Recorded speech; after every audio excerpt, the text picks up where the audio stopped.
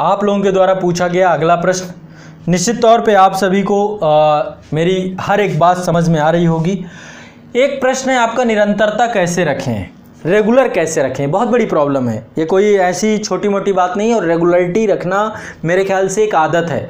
आप में से बहुत सारे लोग होते हैं कि बहुत सारे कार्य प्रारंभ करते हैं, लेकिन वो कार्य प्रारंभ करना एक बात होती है, उन कार्यों को प्रारंभ करने के बाद पूरा कर पाना दूसरी बात होती है। कमिटमेंट कर देना आसान है। तो निरंतर कैसे रखें के लिए एक छोटी सी बात आपको बता रहा हूँ, जिसे मैं फॉलो करता हूँ।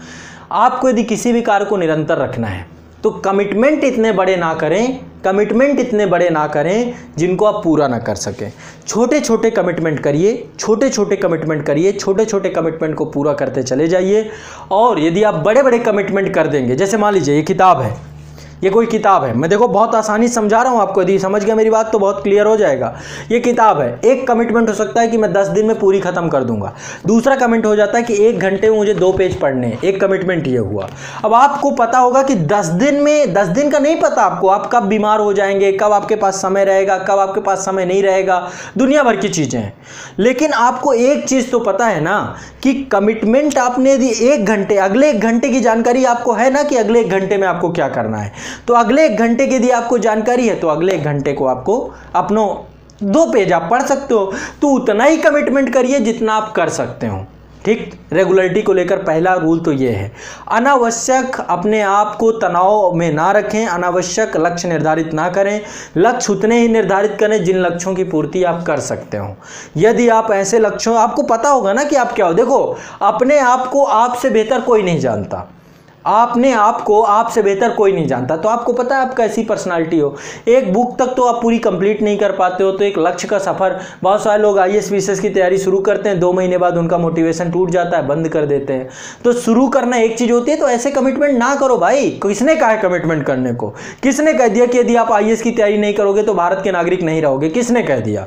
किसी ने नहीं कहा ना। मत चालू करो, मत शुरू करो, लेकिन एक बार कमिटमेंट कर दी, इसके बाद किसी की नहीं, फिर आपको उसको पूरा ही करना है, चाहे फिर जो हो जाए।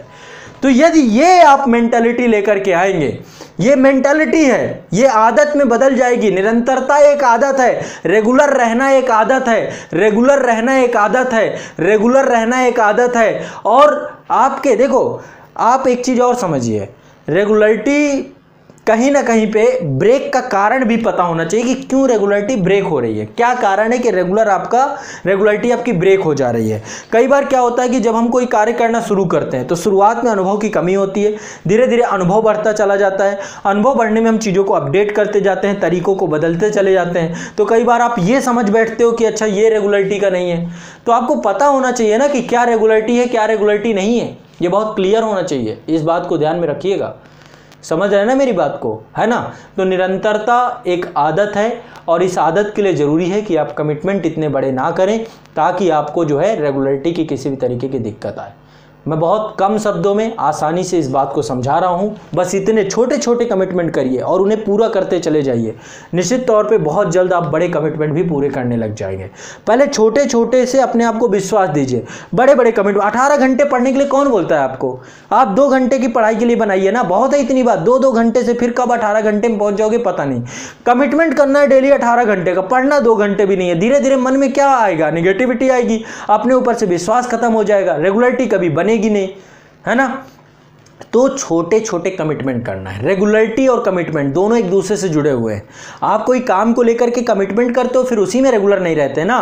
कमिटमेंट ही छोटे कर दोगे शुरुआत में ही, बाद में उसमें रेगुलर रहने लग जाओगे।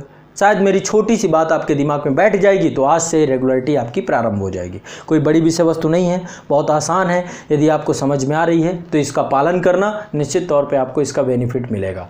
अब चलिए अगला प्रश्न जो आपका है उसके बारे में चलता हूँ, उसका उत्तर आपको देना प्रारंभ करता हूँ।